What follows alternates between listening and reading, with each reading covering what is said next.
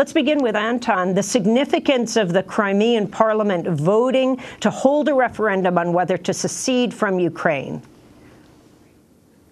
Yes, thank you for the invitation. I would agree with the commentators like former Prime Minister Tymoshenko and also President Barack Obama that this referendum is absolutely illegitimate for three reasons. First of all, it's against the Ukrainian constitution to hold a referendum in an autonomous Republic of Crimea. Second, it is not possible to hold a free and fair referendum in this situation when Crimea is now invaded by the Russian troops and pro-Russian separatists. And third, it is not possible to hold a referendum in technical terms because the Central Commission of Ukraine has blocked the database of the voters. So the Crimean authorities they don't have access to the voter base in the Crimea, so they can't really compose lists of the voters, of people who would take part in the referendum. And this referendum, it will not be recognized by either the US or Canada or the European Union. And Crimean Tatars are not who are a native people in the Crimea who were there even before the Russians and Ukrainians settled. They are not going to recognize this referendum, and this may provoke a dramatic standoff between the pro-Russian separatists and Russian troops on one hand, and Crimean Tatars and Ukrainians on the other hand. And some ethnic Russians will also join this standoff on the side of pro-Ukrainian forces. And Keith, what about this issue of the referendum and the fact that you have also a central government here, which itself, its legitimacy is still in question because there was a duly elected president that was ousted in the process of these protests? That's certainly the Russian case, that Yanukovych, say what you will about him, and there's lots of bad things to be said about him, which are true. He was elected. The process of getting him out of office was a revolution. Everybody's been calling it that. I think that's correct. The Rada held a vote. It was held under excited circumstances, and the Russians are refusing to acknowledge that that was legitimate. The State Department, with some justice, says, well, the Rada did vote. They did vote Yanukovych out of office and the new government into office. But the Russians are using this confusion and excitement to say, well, actually, things are indeterminate yet, so we can do what we want. Jonathan Steele, what do you think should be the response to this planned vote? You're saying that the West should cool out. Well, I don't think the vote is terribly important, and it's not at all clear that even if the vote went ahead and the majority said they wanted to join Russia, that Putin would accept that. At the moment, he's saying that he doesn't want Crimea to join Russia. So I think it's a bit of a sideshow. I think the crucial issue is what's happening in Kiev, and I agree with what Keith says, that the whole issue is the legitimacy and the viability and the representative nature of the government in Kiev. The Russians, as Keith's pointing out, are saying it was an unconstitutional coup, and there's a lot of evidence to say that was correct. It was a kind of insurrection by armed people, and you've also pointed out in Democracy Now! Over the last few hours, 24 hours or so, that there's a lot of evidence now that the snipers came from the protest side rather than from the government side, people who killed police and civilians. The crucial thing, I think, is to try and get a representative government in the Ukraine that will not frighten people in the eastern areas and the south. I mean, literally, out of the 19 ministers in that government, only 2 come from the east, none come from the south. The government also initially started to say that Russian would not be allowed anymore as an official language in the eastern and southern parts of the Ukraine. They've not acted on that. They've rescinded that, but still it sent a terrible signal, psychological and political signal. And there are some efforts in Western Ukraine to ban and make illegal the Party of the Regions, the old party of Yanukovych, which, of course, does represent a lot of people. So there are a lot of very anti-democratic moves going on in Kiev, and I think that's where the focus should be, trying to sort that out and get agreement between the West and Moscow on that. All the evidence shows that people who were killed by snipers from both sides, among policemen and people from the streets, that they were the same snipers killing people from both sides. Well, So that, and then she also showed me some photos. She said that has medical doctor. She can, say that it is the same handwriting, the same type of bullets, and it's really disturbing that now the new coalition that they don't want to investigate what exactly happened, so that there is now stronger and stronger understanding that behind snipers it was not Yanukovych, but it was somebody from the new coalition. Jonathan Steele, what about this whole issue of the democratic forces that ousted Yanukovych? Well, I think it was a huge coalition that was in the street in the Maidan Square for several weeks. I mean, of course, there were a lot of ordinary people, one could call civilians, who were in favor of joining the EU and having the EU agreement, which Yanukovych refused to sign. But then I think there were professional demonstrators, if you like, people who were very experienced in setting up the tents, providing equipment, providing heating, providing water, food, and so on. And then I think there were people who were insurrectionists who were armed, and in fact some of them might even be called terrorists. I mean, I always thought that it was quite possible that the snipers were coming from the opposition side, because of the first day when there was killing, out of the 28 people dead, 9 were police. I mean, it's not normal in these demonstrations when one side opens fire, and it's usually the police, that 9 of their own people die. So one was always suspicious at the beginning. But from this phone call that you just played, it seems that almost all the snipers were from the opposition side, which is a terrible indictment of their behavior, and also of most of the foreign media, which have completely suppressed this phone call, and of Western governments who've made no reference to it. I mean, to their credit, the new authorities in Kiev claim that they're going to have an investigation of the sniper issue. But I've not heard John Kerry or David Cameron coming out publicly and saying that's a very good idea and these are very disturbing suggestions. Anton Shekhartsov, your response to that and the call? Well, I wouldn't really pay too much emphasis on this call. First of all, neither Catherine Ashton nor Estonian minister have really investigated what happened in Ukraine at that period. And their views are their personal views. It's not based on evidence. It's not based on investigation. There were rumors during the Ukrainian revolution that there was a third force who was very much interested in escalation of the conflict. And maybe a representative of that third force was shooting at protesters and at police. So we must not exclude this possibility. And again, Ashton's and Estonian ministers' views are their own views, their subjective views, and are not based on the investigation.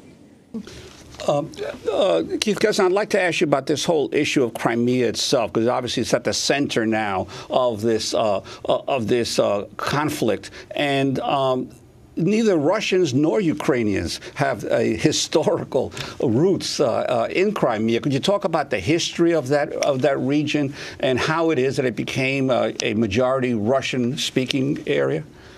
Well, initially, going back to a few centuries, it was a Tatar region. So you have the Crimean Tatars who was there. There was a Khanate of the Tatars. It was colonized by Russia back in the early 18th century. So Russia's been there for a fairly long time. Then it was transferred into Ukraine in 1954 by Khrushchev. The Soviets drew these borders. They never really thought the Soviet Union was going to fall apart, so they didn't really care what went where. And now, of course, it's become a very problematic area. It's been since the beginning of Ukrainian independence, Crimea has been the most restive, the most separatist, the area that has given the country the most problems. Who are the protesters, Keith, overall? How would you characterize what's going on right now in Ukraine? I think it's important to understand that there's been a lot of debate, especially on the left, about the presence of nationalists and ultra-right people in the protests. I think they're definitely there. They're in parliament. Leftist activists from Russia who go down to Kiev, they tell stories about being beaten up. It's been for a few years now a pretty tense situation. The trouble in Ukraine is there is no left. There isn't. It's not Greece. It's not Italy. There isn't a left movement that the protests could really express. So, if you're a young person who is very oppositional, is anti-government, you're going to gravitate toward the right. There is no left. So the coalition of the protests was a coalition of liberals who want to be part of Europe, who don't really want to have too much to do with Russia, which has become a very ugly authoritarian regime, and these ultra-right, ultra-nationalists. And it was a coalition which you see, we saw this also in the Russian protests a couple of years ago against Putin. It was the same sort of coalition of the right wing and the liberals. And Jonathan Steele, I'd like to ask you about the role of the United States and the European Union in this conflict. You've been urging the U.S. to back off in some of your writings. Could you speak about that particular role, the United States role here? Well, I think it goes back to the expansion of NATO after the fall of the Soviet Union, which a lot of people, former Russian ambassadors of the West, of U.S., like Jack Matlock and people in Britain who'd served in Moscow realized would be a damaging move. And there was a bit of an argument, I think, over whether or not to expand NATO. But the hawks won out in the Clinton administration. So Poland and Hungary were brought in, and then became the former Soviet republics of Baltic states, Lithuania, Latvia, and Estonia. And then there's always been the idea in NATO that they could expand even further to Georgia particularly, and Ukraine. And Ukraine is so strategically important to Russia. One can understand why they feel very angry about that and upset. And this EU agreement that Yanukovych refused to sign would have been possibly a kind of backdoor towards NATO membership, because it does say that Ukraine would be part of the common security and foreign policy of the EU, which is, of course, linked to NATO as well. So I can understand why the Russians were very unhappy about that. And they liked Yanukovych because he was the first president out of the four they've had since independence who, in his election campaign, said, we will not join NATO. And he was elected partly on that basis, because all opinion polls have shown the majority of Ukrainians are against NATO membership. But then in the more recent events of the last few days, I think Kerry and Obama have overreacted, because they should recognize, as I said before, that this is a very dubious government in Kiev, and whether or not it's constitutional or not can be argued, but it's certainly not popular to people in the East, the Russian-speaking majority of the country in the East and the South. And they should try and get a more democratic government. But instead of that, Kerry just ignores that, and he's been pressing Lavrov in the two meetings they've held this week in Paris and in Rome to recognize, as he put it, the legitimacy of the government in Ukraine. Well, that should be a matter for discussion and negotiation, not something that they just say to the Russians, basically, you have to accept this government, come what may. And that's where the West at the moment is making a huge mistake. On Monday, former U.S. Ambassador to the United Nations John Bolton appeared on Fox News. He said Putin's trying to expand Russia's territory in the region. He gave us notice of his strategy 7 or 8 years ago when he said, in what is now one of the most frequently repeated quotes from his leadership in Russia when he said the breakup of the Soviet Union was the greatest geopolitical tragedy of the 20th century. It's clear he wants to reestablish Russian hegemony within the space of the former Soviet Union. Ukraine is the biggest prize. That's what he's after. The occupation of the Crimea is a step in that direction. It shows now how Putin will negotiate with the interim government in Kiev. He'll negotiate with it with his foot on Ukraine's neck. Jonathan Steele, do you think that's a fair assessment? And then I want to get Anton's response. No, I think that's a gross overreaction and exaggeration. Putin is trying to set up something called the Eurasian Union, a kind of customs union, and he's got Belarus and Kazakhstan to show interest in that, and he wanted Ukraine to join too. But I mean, the real problem is that Ukraine is divided between people who are Russian-speaking in the east and the western side, which is part of it, which was never even under the Tsarist Empire of Russia. So it's a very divided country. You have to have perhaps eventually a federation to prevent it breaking apart. But in the meantime, a proper national government of national unity. And I see no sense that this crisis has been created by Putin. He's reacting to events, and one has to look at those events and not assume he's on some forward march. We heard all this in the Soviet period, that the Russians were always on the expansionist march and so on. I mean, you have to look at the facts and not just fit them into some kind of ideological anti-Russian sort of matrix. Anton Shekatsov, would you agree? No, I don't agree with Mr. Steele. Well, first of all, this is the interim government. This is the first post-revolutionary government, and it is very important to understand that in May, Ukrainians will have presidential elections, and shortly after that, perhaps in autumn, Ukrainians will have early parliamentary elections in order to renew the legitimacy of the power relations in Ukraine. As for Putin and his expansionist ideas, they're very clear that Putin is not going to stop with occupying Crimea. He will go further. Putin himself may be a strategist or still holding those KGB views, but the ideology behind Putin and his advisors is called Eurasianism. And Eurasianism is about not only restoring the Soviet Union in its former borders, but going beyond that. And if you know Russian history, if you know contemporary Russian politics, you will see that his advisors they are urging him to go westwards and not only defend Russian-speaking population in the Crimea. And I'm myself ethnic Russian. I'm myself Russian-speaking. I had to learn Ukrainian to speak it. I opposed Russian invasion in the Crimea. Maybe then he will try to defend Russian-speaking in the Baltics, and there are around 1 million of them living in Lithuania, Estonia, and Latvia. And maybe then he could go even further. Putin is now destroying the whole security system of post-war Europe. He's challenging the West, and he's trying to undermine all the attempts at nuclear disarmament. Because in 1994, Ukraine voluntarily got rid of the world's third largest stock of nuclear weapons. And Ukraine was promised territorial integrity and sovereignty by Russia, the US, and UK. And now Russia violated that agreement.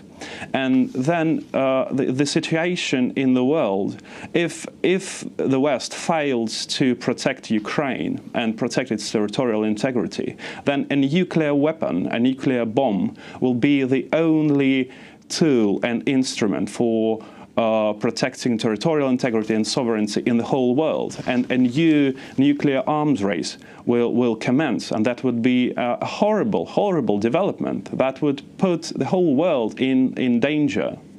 Well, I want to raise the issue of the European Union role. And Keith Kessler, maybe you can respond to this. On Thursday, European Union leaders agreed to suspend visa and investment talks with Russia.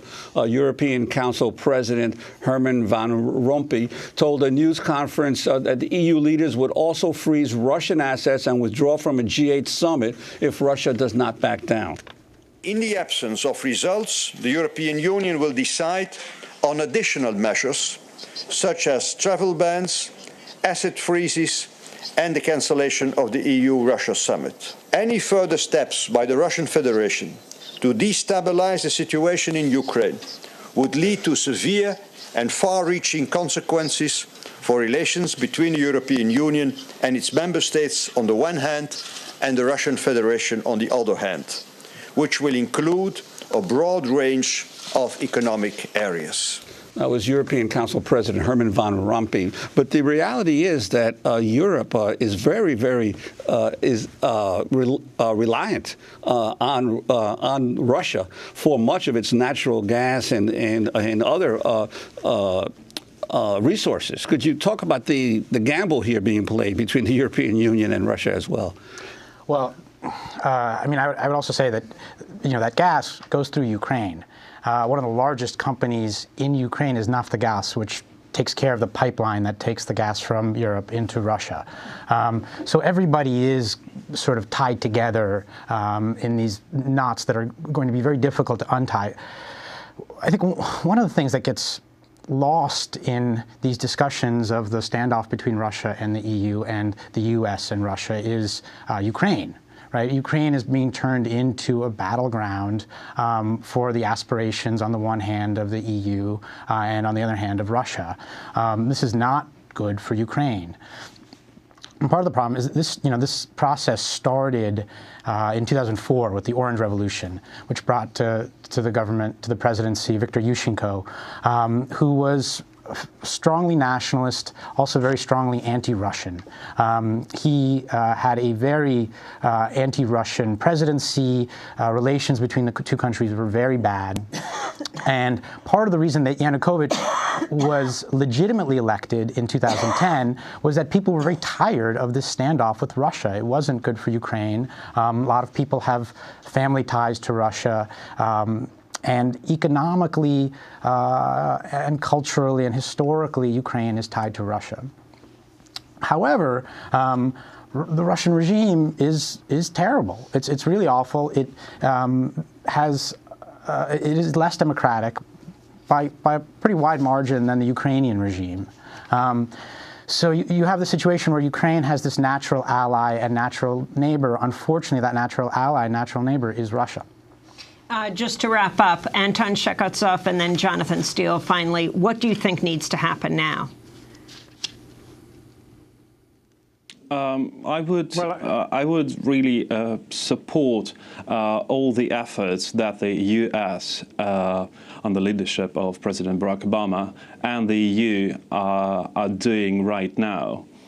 Nobody wants a war, so I think that the West should act firmly, but try